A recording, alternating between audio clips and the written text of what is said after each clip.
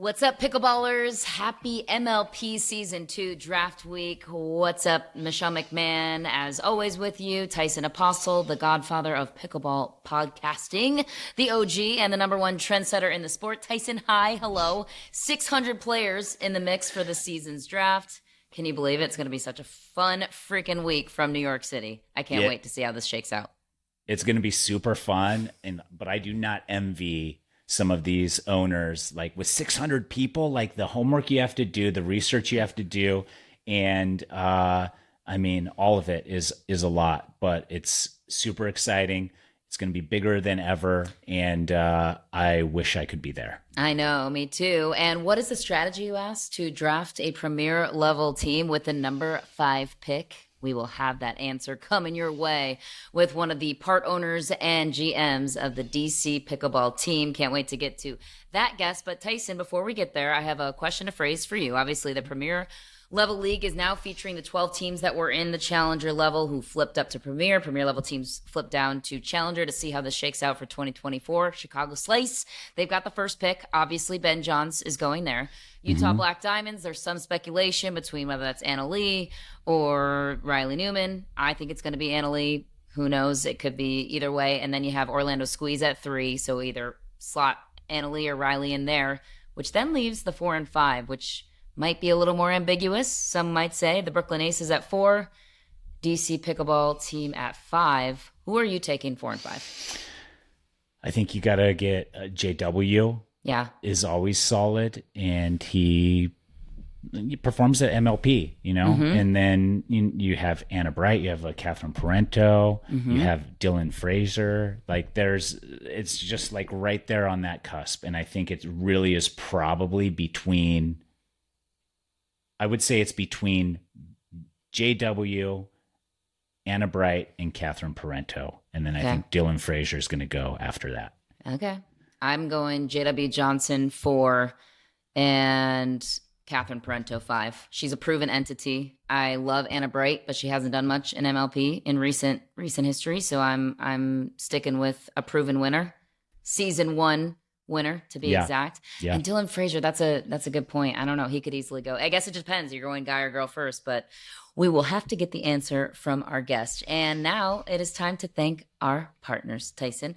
Starting with Margaritaville, Michelob Ultra, Cirkul, Toyota Prius, Dulce Vida, the Hospital for Special Surgery, Sunday Swagger, Frometh Pickleball, and visit the MLP online store at fromethpickleball.com to buy your MLP and MLP team gear. You don't want to miss it. All right, Tyson, time now to bring in our guest this week. He is hot off the press in New York City, the COO and GM of the DC Pickleball Team, Adam Behnke, back with us this week, also part of the ownership group for this team. And as we all know, the 12 Challenger level teams are now flipping up to the Premier level league, and the draft is this week. So Adam, you are in New York, boots on the ground, and as we're filming this right now, draft has not happened quite yet, but DC Pickleball Team currently sitting 16th in the league right now, 18 event points.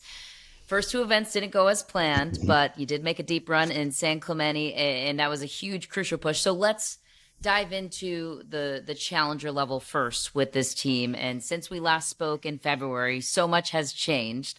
So my first question for you, what was the most valuable insight you gleaned from the first 6 months in season 1 with MLP in the Challenger League that you are now looking to apply heading into the Premier level? Yeah, seriously, and so excited to be back. I can't believe it's been 5 months. It feels like it's been years. The amount of things that have occurred in those 5 months has been incredible to be a part of from top to bottom. And I think the biggest thing that probably most of us really walked away from in the first half of the season was how important it is to have players that are able to step up in those big point moments and be ready to execute, because the margins are just razor thin in the outcomes in each and every one of these events. game by game, dream breaker by dream breaker. It's crazy how close it is. And you know, with the freeze and everything, you can go up and be like, oh, match point 20-13, and then all of a sudden the team's making a run, they go 5-0 on you, and now it's 20-18. Pressure's getting mounting. So having those players that have like ice in their veins, able to step up in those moments and hit the clutch shots and be able to keep that team steady no matter what the situation is crucial. And then also the players that have firepower, that are willing and able to like go on the offense. Defense really doesn't play that well in MLP. You really have to have those players that are willing to hit those big time shots and take a step up. Interesting. Is Sam Querrey one of those guys? Because we had this big Sam Querrey experiment when we had you on in February. You were like, why not? Let's take some swings. Yeah. You stand by that? I do. I mean, if you guys saw them in San Clemente, that dude was just balling out. I've never seen Sam play better pickleball in my entire life, and I think he would agree. He stepped up in some major moments. He was really just taking over the court. From Mesa to San Clemente, just completely different player. Mesa, you know, he was getting his feet wet, trying to get used to the MLP experience, and he was way timid compared to where he was in San Clemente. San Clemente, he looked like more of like an alpha. You know, he was willing to step up and just dominate the court and had some ridiculous shots. I mean, there was one against Orlando in group play where he just made it behind the back look so easy, and it was at a very crucial moment where we were like 19, I think 14. Orlando had just put 2 or 3 points on us, and they were making a comeback, and that was to get us the ball back and then able to serve to 20 and then match point, and then we ended up winning it. It's like, man, that was like vintage Sam Querrey that we were looking for all season long, and it finally came out in San Clemente. So I'm pumped to see where Sam's gonna go, what he's gonna do. But that was big for him and of course the team at the moment. And then another key pickup you guys made, and we talked about this when we ran into each other in San Clemente, was Judith Castillo and how big of an impact she was able to make. So with the Challenger League, especially when you have lesser known entities and newer players coming in, how impactful can players like that be for a Challenger level team? Totally, completely impactful. And it's so interesting to kind of track like the teams who made moves and where that kind of correlated within their standings, event by event. Judith came in with just like this intensity and this just like focus for the team, and was a very stable player, but also one of those that you looked at for like positivity and support. Whether things were going up or down, she was one of the most stable players on the team, on and off the court, and just stepped into this thing as if she has already been there like multiple times. You would have never guessed it was Judith's debut. And then when it came to the Dream Breaker, her single specialty, she showed up in a big way. And when we were looking at that shuffle draft, that was an important piece to us. Was, look, we've been in 50% Dream Breakers, Mesa and Daytona, and like I said, those margins were so thin, and we just needed somebody that was going to help us turn that corner, and Judith ended up being it, and she just came through in such a big way in those Dream Breaker points, and it was awesome to see her step up and do what she's best at. We also talked a lot about Stefan last time. Mm-hmm. And what a guy. You said you're going to try and get him to premier level. You're thinking about, you're like, if I could take him, I might. Is that something that's you're still contemplating? Yeah, isn't it great how that soundbite ages? Like that one aged well. Like Stefan is still getting better, you know? And I would put that side by side and stand by it even more today than I did in February. Maybe I was taking a little bit of a gamble in February, but man, I am so confident in that man. He looks so great in San Clemente. And again, one of those like big time players that's going to step up in those points when things aren't going your direction. He's gonna make a big play. We just put out a clip the other day on social media. He had a ridiculous backhand ATP at 2018 against the Aces in our first group play. Like, who does that? 2018, you're gonna go for that shot like with swag and confidence. Nobody but Stefan's gonna do that, and he just executed to perfection. And so yeah, I think he has a legitimate chance at being kind of that probably 4th round pick if the situation works out where you need a right side type of guy, given that he's a strong left-handed talent. So we'll see. He's certainly on our draft board. I was just going to say he would be an underrated guy because there hasn't been a lot of rumblings, at least publicly, on the non-ownership circuit of him making that. We've heard Connor Garnett, we've heard Pablo Tellez. We haven't heard that name outside of Adam Behnke, so you could look like a genius in this whole situation. So you're in New York. Yep. You're heading into the premier level draft. First of all, what's the atmosphere surrounding this event? You were a part of the first one, now you're part of the second one. What is this? I guess what's the significance of this being in New York and where MLP is taking this thing? It does feel a lot bigger, like being in Central Park, one of the most iconic places in the world, New York City.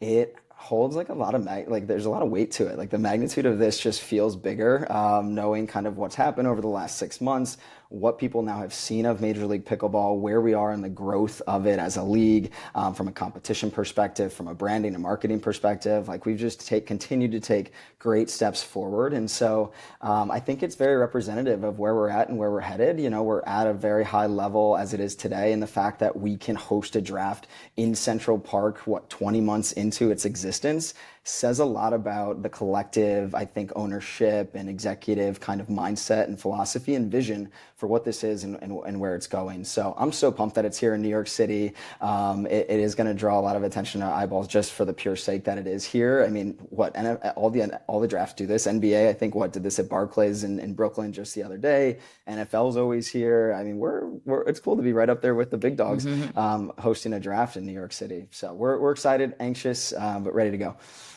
We saw Steve Kuhn just tease today about this being the biggest, best MLP event so far, and it's just going to keep building from here. So are your expectations that? Yeah, I think so. And I love how they have it set up in Central Park, where we all kind of have our own little war rooms set up in little pods. So it's like there's the DC Pickleball Team pod, and there's the Brooklyn Aces pod, and we're all going to be sitting there in our war rooms with our laptops and phones and like spreadsheets and everything. It seems super official. And one of the other things from like the public perspective, where it's set up in Woolman Rink at City Pickle, which has been an incredible thing to have in New York City over the last few months. There's that kind of overhang that the public that can just look in to see what's going on. So any passerby or tourist, whatever it may be, always has a chance to like look in and be like, what's going on down there? That's cool. So I think naturally that'll draw some buzz and attention to what we're doing. Yeah, that's so cool. Passersby will be like, I discovered pickleball by witnessing the Major League Pickleball draft for in Central Park. Who knows? I might grab one of them and say, announce our pick for us with the fifth pick overall, DC Pickleball Team. That's hilarious. I heard it's super close together. Like you almost have to like whisper your collective agreements because everybody's kind of like over each other's shoulders a little bit. Oh yeah, I'm bringing the soundproof equipment and making sure that we're just like locked in our little room. Good news. Good news. Go ahead, Tice. Yeah, I want to peel the curtain back on the draft a little bit here. Yeah. You experienced the draft last December, and I'm looking at this and I'm thinking like the owners for the most part are pretty friendly, and from what I understand, they're on text threads together and this and that. And so I'm assuming your first pick at number 5 is pretty certain. Like you probably know who's going number 1 off of more than just a guess. Yep. Number 2, probably the same. Number 3, probably the same. And number 4, probably the same, which means your 5th person there is not even like, you're not racking your brain hoping that this person's still there or not. You're pretty sure that this person will be your person, right? Yeah, and you like to be 5. 6 and beyond gets a little dicey. And so I think just yesterday, Forbes, Todd put out a good article about kind of that correlation between the top 5 picks and standings. I thought it was pretty fascinating. And also we're going to see players that were drafted 3rd, 4th round in the first time around that are probably going to be round 2 or even 1 perhaps. So I'm excited to see where those players go up and down. But specifically for the top 5 picks, you think it's Ben Johns, you think it's ALW, you think J-Dub, you think Riley, Parento, Anna Bright probably has a chance there as well. I mean, you have kind of those top 5 to 7 players that are pretty obvious, but you never know. Like, you got to expect the unexpected. So, when we're looking at this, it's like, let's go scenario 1. What if somebody doesn't take Riley in the top 4? What if somebody doesn't take Catherine in the top 4 or J-Dub or whatever it is? Like, where do we go from there? And then what does that ripple effect like for the rest of the picks, given the player pool? I would say, and I think most would agree, that the male pool is a lot stronger than the female pool. And so you have to think about, do we double up on females second and third? If our first pick is a female, then we zigzag to male, female, male, thinking that maybe a Stefan or a Connor is going to be available in that fourth round. But I think for the top 5, you're right. It's going to be pretty predictable, but you just never know. So with the player that you have in mind at number 5, how flexible are you with the gender scenario? Say you're picking a girl in that slot or a guy, like what if they get taken above 5? How quickly does that strategy change from guy to girl to then, like, how flexible are all of your scenarios? Yeah, I'd say they're pretty flexible, and we've done a pretty good job of mapping out every potential one as if the first pick that we're going to have to choose is a female versus a male. Each of those is pretty sound. Where it's going to get super interesting is like when you're in third and fourth rounds, or second and third rounds, I think, because that's where you look at the drop off of the talent pool when you get into the third and fourth rounds and what the other teams may or may not be doing situationally as well. Like if your first pick or second pick is a solid left side or right side player, situationally who's playing better right now or as it has been over the last 3 months, and where they fit in also from a team synergy, on-court, off-court relationships, who has the personality for MLP. We've seen a lot of information out of the last 6 months come to us based on people's performances and where they fit in and around their talent as it relates also then to their personality on and off the court. So you have to take those things into account. And I think that was one of the most difficult parts for the first round, the first draft, was you didn't get to see and have a sample size of how the players play in MLP. And I think we all underestimated what MLP really is like and what those performances are going to look like for the players that were drafted lower rounds and stepped up in a big way. I mean, one example I think I would throw out there is like Etta Wright or Hayden Patriquin. Like those players were drafted, I think, bottom half, and then they were top level players throughout Major League Pickleball this year. So who knows? It'll be really exciting to see, but that's how kind of we're looking at it. And it's going to be very situational as you work your way through second, third, and fourth rounds. Well, I have the draft order here in front of me. And are you calling, like, did you call Chicago Slice and say, who are you taking number 1? Did you call Utah and say, these guys are taking number 1. Who are you taking for number 2? So that your 5th is mostly a lock. And then are you then talking with Columbus, who's right behind you, and saying, hey, here's who we're wrapping up for 5th. Just, that person's probably going to be off the table. And is it that friendly amongst the owners right now where probably everyone's first pick is pretty well locked in unless somebody pulls some crazy curveball thing?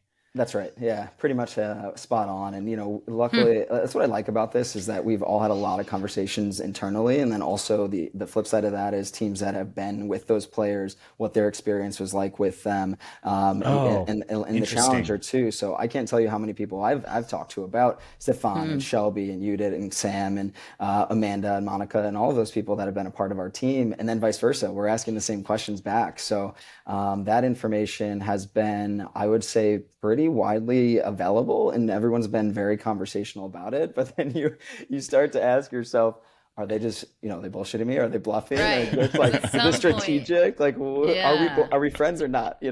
So there may be some drama after this on the ownership side of like, hey, you said this about this person, and it wasn't really true.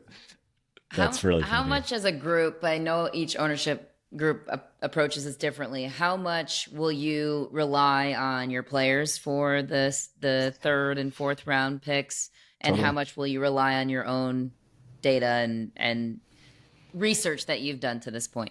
Yeah, I think a little bit of both. The players know the players better than anybody, no matter what. We can hear and listen to as many conversations as possible throughout the last 6 months and have our own opinions. But there may be information that we hear from our players that may be a little different or supporting of that data that we think we have.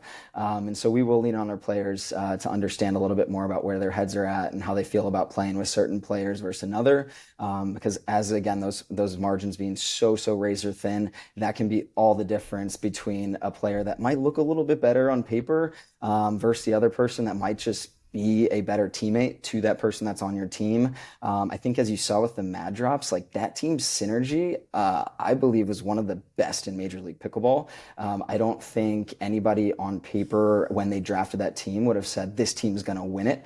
But it went so well for them, event after event after event, and that team really came together. And I got to say, I was very impressed with how those players bonded as a team and as a unit. And that's another piece. Like, are there going to be same teammates that we saw this last season versus another? And I'm curious to see how those pairings might shake out if those, happen. Those players happen to be available.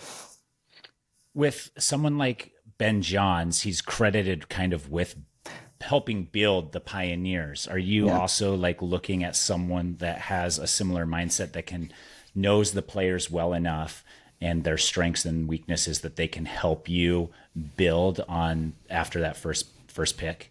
And how many players can do that? Right, exactly.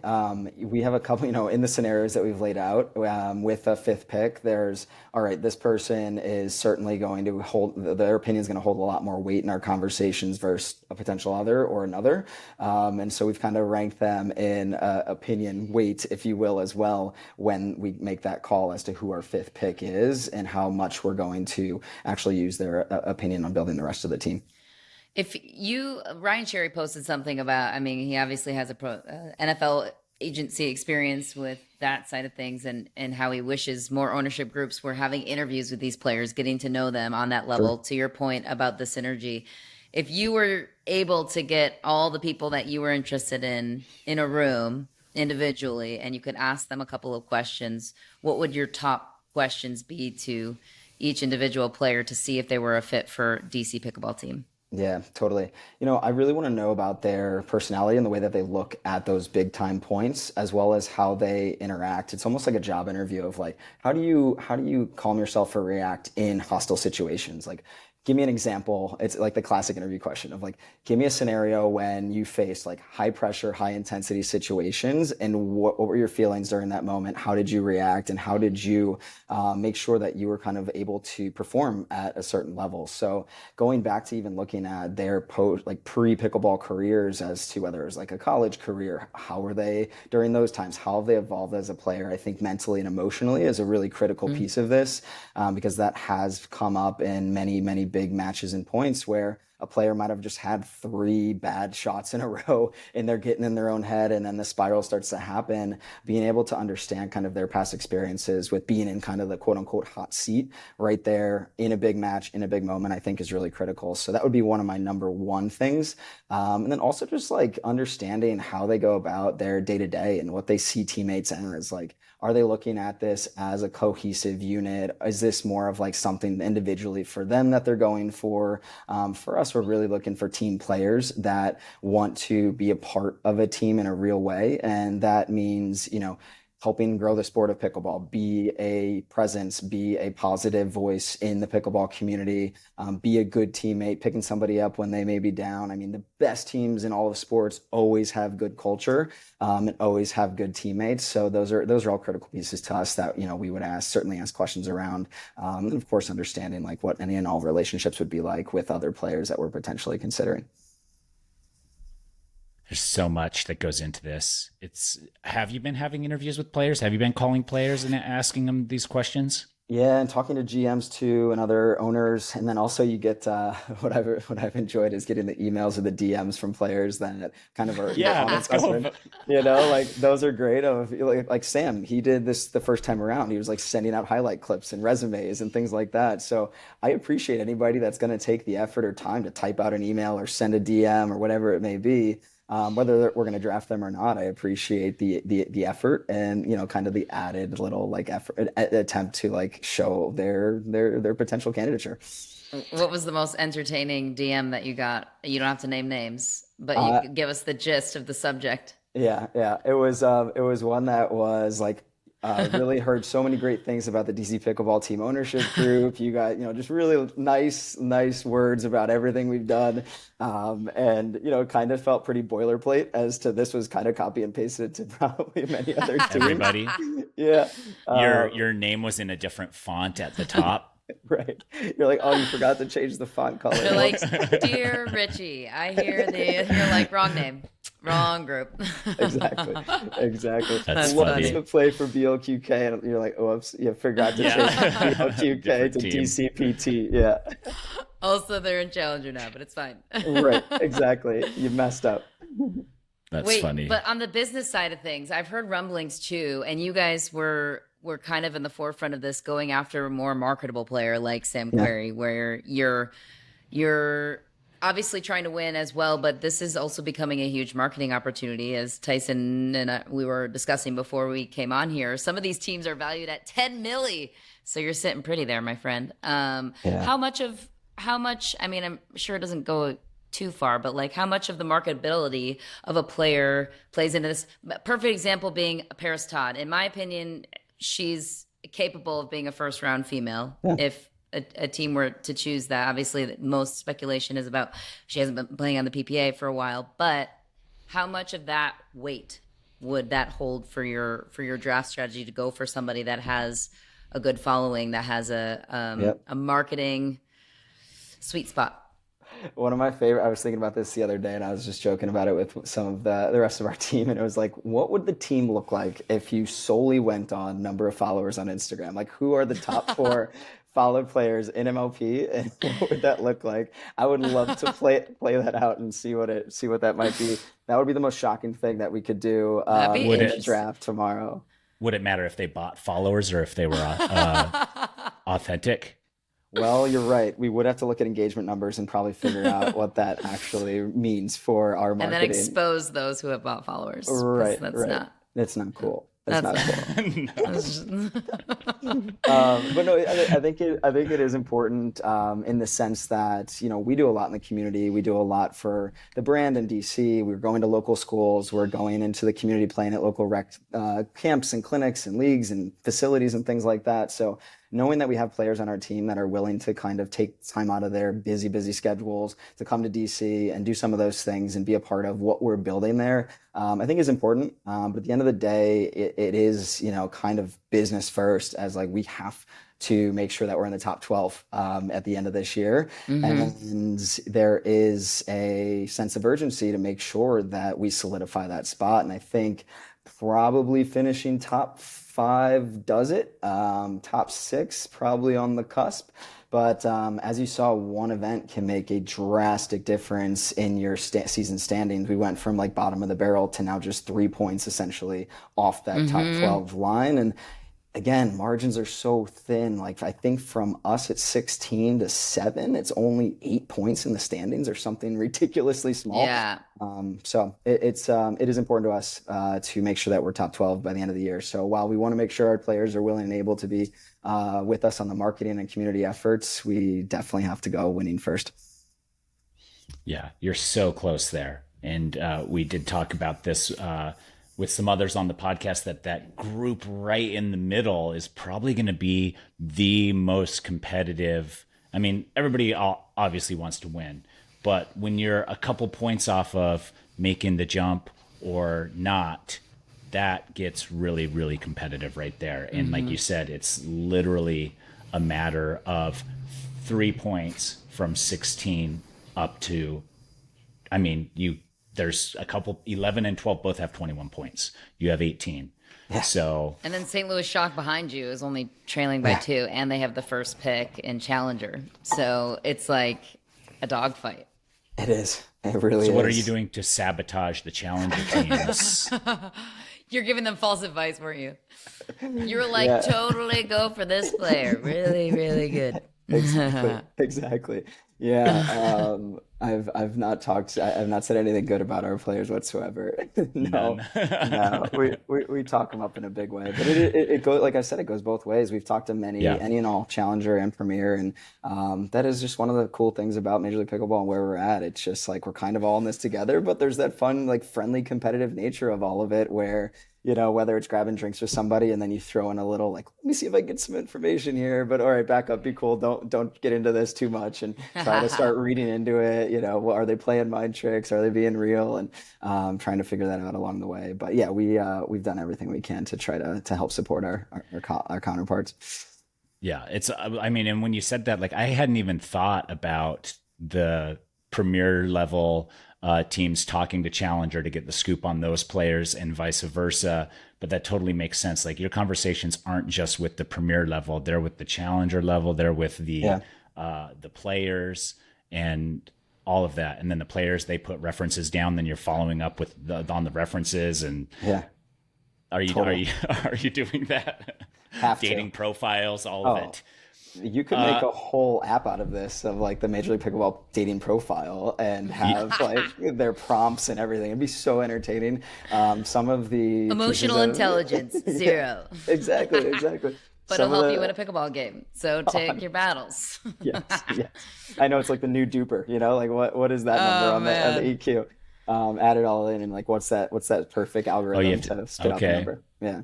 Finally, EQ, IQ, duper, right? When those come into play, then we can gamble on pickleball. I think so. We've just been waiting for the EQ and the IQ ratings. I actually feel like that would be a genius dating app idea, because that would be something I would be curious about on all fronts. Yeah. Your EQ, your duper. Exactly. And everything else. I think we have something here. I have a question for you. If you could bring 2 men and 2 women, I think I know one of your answers for the men, but this is tight because you've got Connor Garnett and Pablo Tejas in the mix too. If you could bring 2 men and 2 women up from Challenger to Premier, who do you think would deserve the promotion? Yeah, that's a great question. I think Christian's there. He's close too. He had a great Major League Pickleball, first year in Challenger, good run. I think the guy puts in a lot of work. That's another thing too. You kind of have to look at the players that are all in and are putting in time and effort, and I think it shows. Obviously, there's some that are they have other jobs and things that are going on in their lives, which I totally respect and is great. But there's also players that just have gone absolutely all in. So yeah, I think Connor's close for sure. I think Stefan is there. I think Pablo, I agree. Christian as well. On the female side, I mean, you kind of look at the Bay Area Breakers and kind of go down the list of who is on their team and see what they were able to accomplish.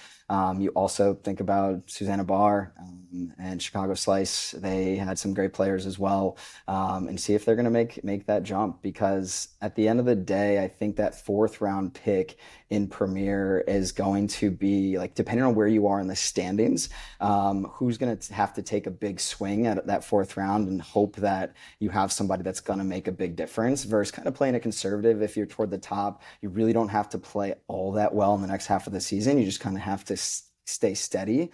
So I think there's going to be some gambles there in that 4th round that are going to be super interesting to watch. And we may even be one of them where we have to take, a big gamble on a 4th round pick.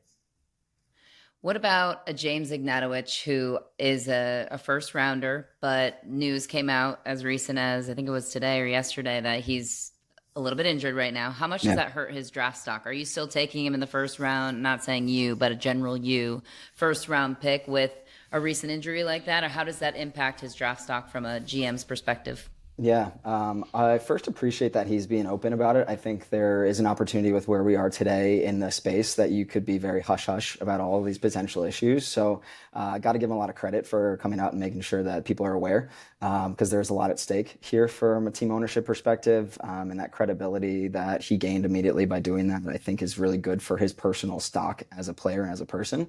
But I do think it may have some impact. However, there will probably be teams that will take the risk, because we don't play till September.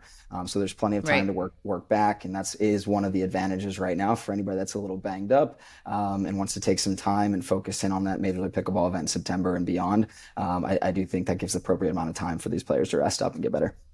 I know that Richie has a whole file on like injury history and like every single category on it sounds like they've got like deep records on everybody. So I was just curious what your perspective was on that one. That's a critical thing. I mean, we saw multiple players this year, right, not be able to play some events, and we only have 3 of them. So whether it was, Tyson or Riley or whoever it may be, that is critical, because that drop off from player of, we're just going to pick up a alternate on site or draft somebody in the shuffle, I mean, it makes a major, major difference. So yes, it certainly plays a role. And I think all GMs and folks looking at this draft board need to be cognizant of those things, because it could be completely detrimental.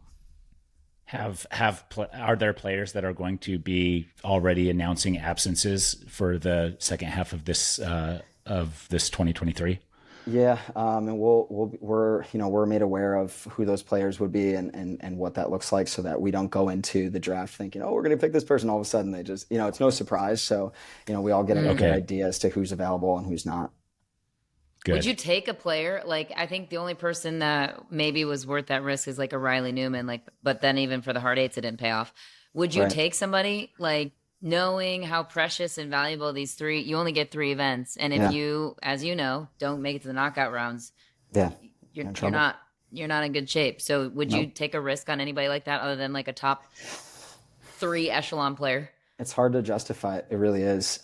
You would have rather, in my opinion, I think you'd rather pick somebody that's a little bit lower on the quote unquote draft board, that has a lot of Right. upside, is putting in a lot of work, and is showing that potential to really get to the next level in September too. Because that, from, you look at the injury side, but you also look at it from the potential side. Like, who is going to be putting in work from now until September, and how different are they going to be? As you saw in the first 6 months of MLP, which another topic is, I'm really happy we started in Challenger and not in Premier, because we collected so much more data. But how much improvement are we going to see from players that are up and coming? And then are there certain players that have plateaued and are stagnant? And what does that mean for those players? Are they jumping over those in the talent sense, or from a better team player perspective? Have they got their heads around MLP a little bit better and more? So these are even more factors going into this, of kind of, again, taking that gamble, or having that unknown that you would like to know from these players in that circle of interview questions of, what are they doing on their off time? Where are they at on their day to day? What kind of tournaments they have upcoming from now until September 21st and at the next MLP event? How is that going to affect those results and the way that they play? Yeah, that's it's so much, and it's literally like it's millimeters at this point with these different players, and It is. it's like, I mean, Ben Johns, Annalie Waters, clearly on a level of their own, but even still, it's just percentages from from the 4th round to the 1st round, and so what are the differences between drafting for Challenger last season versus drafting for Premier this season? Was one more challenging than the other, or were they just different, and how so? Yeah, I think widely from a pickleball just owner and GM perspective, I think your answers would be a little different. But specifically to us and how we looked at it, we know so much more information and feel so much more prepared going into this draft than we did the Challenger draft. Coming into this, acquiring the team before in 2022, drafting like 60 days or less than 60 days later, there was so much information to try to intake and understand going into that draft that, we did everything we could to be fully prepared for. But I think the draft may have played out a little bit differently if we were, inverse or whatever it may be. And that's why I feel very confident going into this one, because we did get to finally see how Major League Pickleball does play out. Like, what does an event really look like? What are these players? How do they behave on and off the court? What are those big moment points looking like? Who's stepping up? Who's not? I think our strategy going into this one has been really, really focused on making sure that we're top 12. Whereas the first time around was like, let's play a little bit of both. Let's play marketing. Let's play PR. Let's get our brand out there. Let's also go for the win and gamble a little bit more. But I don't think we're going to be gambling too much in this draft. So it is interesting to see how those perspectives change based on information available to you and where you're at kind of in your life cycle of experience with Major League Pickleball. What's the best advice either a previous Premier level ownership group has given you, or a fellow GM of the same? Like, what's the best advice you've received to this point heading into the Premier level draft that you think you'll abide by the most? Yeah, totally. It's really around again, like going back to like the players that are able and can like carry a team, and carry a team both on and off the court. That means, when things are going well, they're going to be that rah-rah person that's going to be pushing people along in a great positive way. When things aren't going well, and whether it's because their fault or somebody else's, they're going to keep that team on track and moving in a good direction. So, the numbers are the numbers. Like, we obviously all know the top 20 players, and I think that it speaks for itself. But as as you work your way down through the second half of that draft, there's a lot of those intangibles and experiences that you've watched these players have on the court, off the court, and how they relate to players that we've kept an eye out for way more than going into the first draft in Challenger. So just thinking with a kind of a wider lens, I would say, has helped us really position our potential scenarios out in a way that I feel really good about. How happy are you with this investment? Thrilled. From an ownership perspective. This has been more than I could have ever asked for so many reasons. One, I just enjoy so much getting to be a part of all of the potential conversations with owners, players, building this from ground up and literally writing the history of Major League and professional pickleball in the United States here, and just the overall narrative of pickleball itself. And then the relationships are more than I ever thought would even be possible too. We got to know our players so well, they felt like family. So having to say kind of goodbye for now with the Challenger players and going into Premier, it was really hard because we were all there hugging, crying, emotional after the semifinal run. And then you kind of come down from that a few days later and you're like, man, I'm going to miss these guys, it gets really tough. And then you get to play pickleball with everybody. That's one of my favorite parts as well, is in New York or wherever you are, there's just a group of people that are always willing and able to jump around and play some pickleball, whether that's through ownership groups or with the players. And it all feels very fun, collaborative. Obviously a lot of work and plenty of stress and anxiety that goes along with it, but all for good reason, and just super special to be a part of something that is just growing so rapidly from ground up, and to have a voice and an impact on every bit of that as we go. I love it. I every time I think about it and daydreaming about myself in an ownership group, I love that aspect that you have input as to where this will go in the future and what it will become. And you all have the opportunity right now to, learn from other mistakes in different professional sports and make those changes before they become so traditional that you can't. Exactly. One of the things that is there's so many things on the table, but one of my favorite things that I think is something everybody should be talking about is what is the energy supposed to be like at Major League Pickleball events. Right now, it's been super high, exciting. Do we bring in the crowds of people and make it rowdy and have the ruckus like you do at soccer matches with the supporters? Is it mini tennis, which I absolutely would hate, the fact of being way too quiet and then you cheer on the point? I think you have both ends of that opinion board, whether it's from a player side, GM, or fan perspective. I'm on the camp of let's get rowdy and have a great time and make this really energetic and pump it up as much as we can. So again, that has not been solidified as a tradition in pickleball yet. And I hope we don't end up going down that path of keeping it nice and quiet and people getting in trouble like you saw the other day for popping a cork of champagne, in the crowd at Wimbledon. Let's pop plenty of bottles of champagne and have a great time, I don't know if the players would love that before a serve or something, but yes, I'm with you.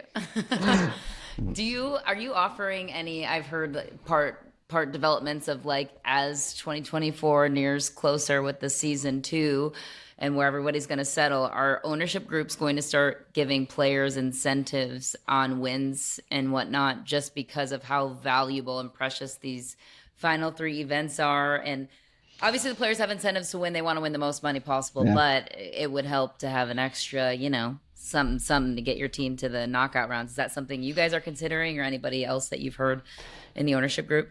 Yeah, I mean, it would be something that, as long as MLP is okay with it, it's something that's been talked about across the ownership groups and whatnot, to figure out what's okay, what's not, what the limits of that are. And then that goes into even, the future of this, as we're talking about writing the script and the history of Major League Pickleball, is what does player compensation look like for years to come, and how does that all play out? At what point do we turn the corner and start talking about free agency, trades, transfers, contracts?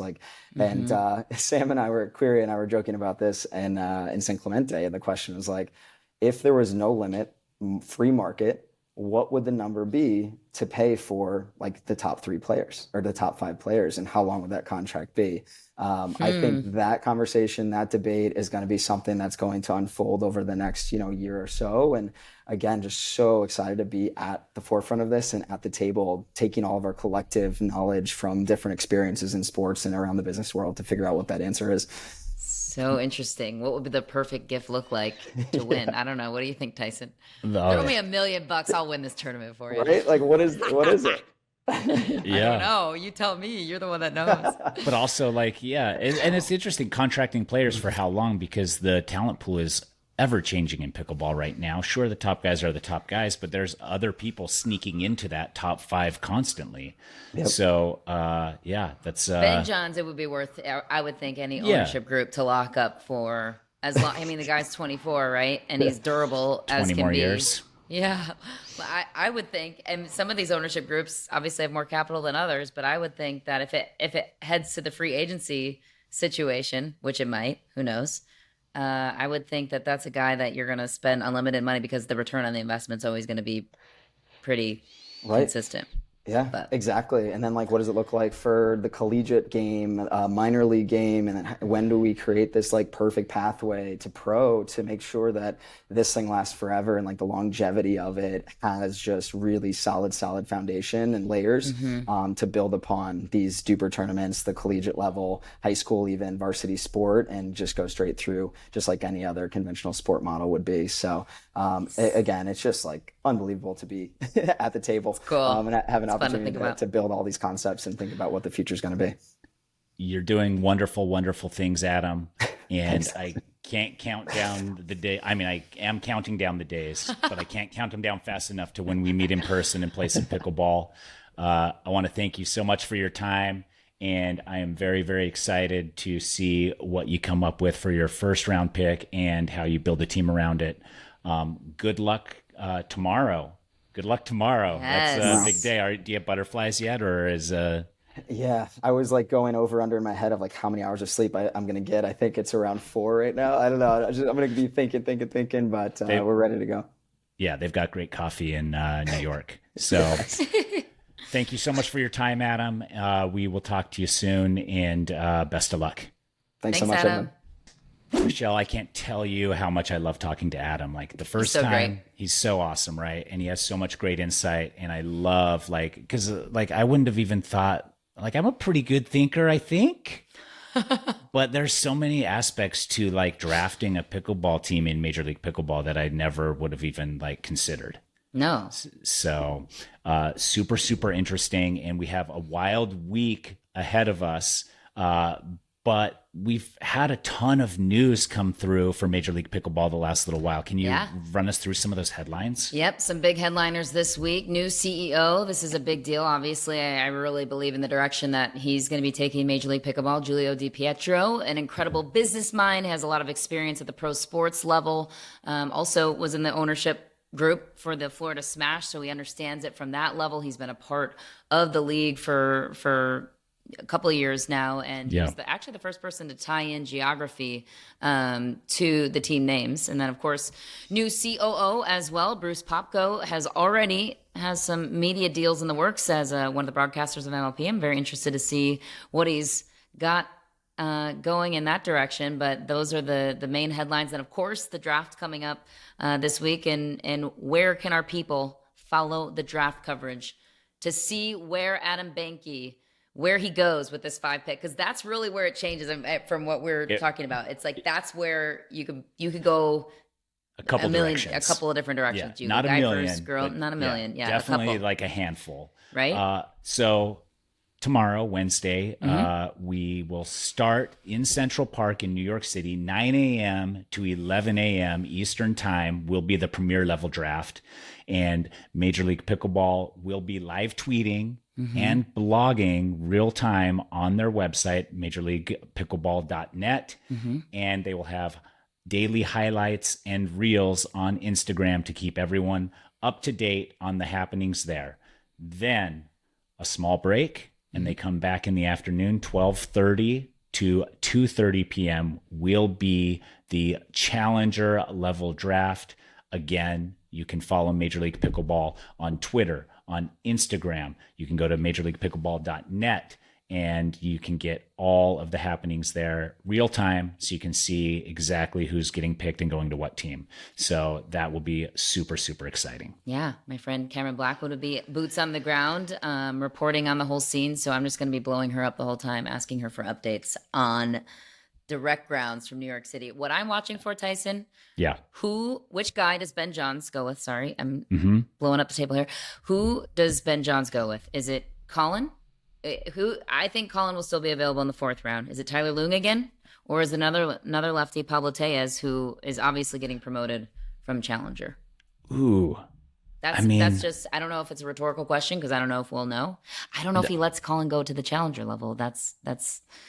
He can't. Like, why would he? He would never pass on Colin in the 4th round. If Colin isn't taken before he can get to him in the 4th round, he's going to take him. They're so, they're so, what's the word? They're so indestructible and unbeatable as a duo at all the events they play. So why Because just mixed. throw that away? Because know mixed the is mix. involved. So that's the, like, do you go, and that's tough. Like, do you go with blood over, and I'm not saying this is no disrespect at all to Colin. There's other players that they say are better mixed complement partners. So how do you, and maybe we're all undershooting Colin here. He might get picked up earlier. I think if he's not gone in the 4th round, I think Ben takes him. But also, like, there's so much to factor in. Like, is Ben going for another guy earlier in a different round? Like, is that even going to be an option at that point? So, like, I think he's going to go girl again. Because Ben can win with anybody. Yeah. Okay. Right? I mean, we'll see. Sure. I mean, he can win with everybody, but he didn't win everything. You're right. When 60K was on the line, that one hurts the most. So, yeah, I don't know. That's why I will be updating my Twitter feed for Major League Pickleball constantly throughout the day. Yeah, cool. And then the other thing to look out for, James Ignatowicz injured at the moment. That's temporary. Obviously, the next MLP is not till September. Just is a factor to be aware of. Kyle Yates missing one event, so I think that probably drops him down to challenger level. A couple of females to keep an eye out for: Tyra Black, Vivian Glosman. A couple of names that people are talking about in the female realm. Of course, Jillian Braverman, a name on that list as well. And then, that's one other thing to watch for this weekend, Tyson, as I head into more broadcasting. Matt Wright and Dylan Frazier are going to be partners this weekend. So obviously the breakup between Riley and Matt, that's an interesting storyline. He and Dylan Frazier could make some noise. I don't know. Interesting. Yeah. We'll see. But Dylan's still going to be playing with JW for a good portion, I'd have to assume. Yeah, that's his guy. Like, I mean, he's come out and said that is, I don't know if JW is taking a break this Denver tournament or if but I thought I saw him in the singles mix. But I think it just kind of was happenstance, came together, and it's definitely an interesting storyline to watch. And Riley obviously embarking on his new partnership. So that's going to be fun. Fun so storyline. Who are you rooting for? Team Riley or Team Matt? Well, I don't know. This is tough. I think I'm rooting for like the fans in this one. I just need them to both be in the finals. That's all I want. Is both those teams be in the finals. That's I just good. want peak chirping and like just constant. I want to hear the best insult, and that's who I will vote for because I think that's what this is going to come down to. I mean, it's just going to be a battle, and then you have Dylan Frazier, who's not going to give you much. He's so quiet. Spark back, which I think is a good balance. You need that. Yeah. But Riley with Julian, I don't know. Spicy combination against him. I don't know. I think Matt Wright and Dylan Frazier could do some damage. So we'll see. It'll be interesting. So lots to look forward to this week. But the draft is the biggest thing we're looking for. Yep, that's it. So man, I wish I could be there. I know it's going to be fireworks, and I think there's going to be a lot of moments where people are like, like jaw to the floor. So I can't wait. I can't wait. Well, guess what? Especially the 4th round. Can't we wait get to see talk who goes about where. it all next week. So cool. Can't wait. Until then, thanks, Michelle. Paddle taps. Paddle taps. Bye, Tyson. See ya.